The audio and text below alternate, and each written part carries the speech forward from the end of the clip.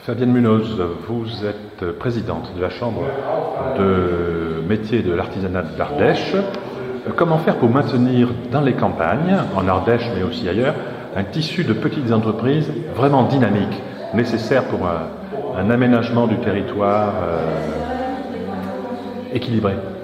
Eh bien écoutez, je pense que la première des choses, il faut que la Chambre de métiers de l'artisanat de l'Ardèche soit présente dans tout le territoire ardéchois, puisque comme on le sait, le département de l'Ardèche est très étendu, puisqu'on met 2h30 entre le nord et le sud.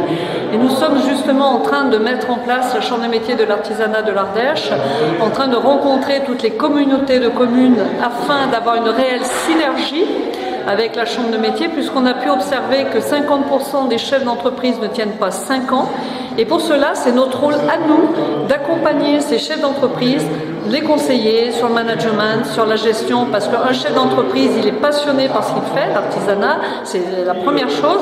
Mais aujourd'hui, la passion ne suffit plus, parce qu'avec toutes les obligations, qu'elles soient sociales ou les contraintes, les charges, il faut qu'on soit là pour accompagner nos entreprises. Alors quand on a dit ça, il faut qu'on soit présent dans les communautés de communes, dans les commissions, dans les territoires, et qu'on travaille en synergie avec les mairies et les communautés de communes. Alors quels sont les types d'entreprises qu'il faut absolument maintenir dans les communes rurales? Les entreprises du bâtiment, mais aussi d'autres en lien avec l'agriculture? Tout à fait, et nous avons une chance en Ardèche, c'est que nous avons un interconsulaire qui fonctionne très très bien, puisque nous travaillons les 3 présidents en osmose ensemble pour justement avoir cette synergie tous les 3 pour apporter dans le monde rural notre présence de l'artisanat, même et voire dans les petites communes aussi. Alors, dans le secteur du bâtiment, par exemple. Le bâtiment, aujourd'hui, c'est vrai, est beaucoup impacté. Et qui dit bâtiment, si le bâtiment est impacté, de facto, impacte les autres services, l'alimentaire et les métiers de service.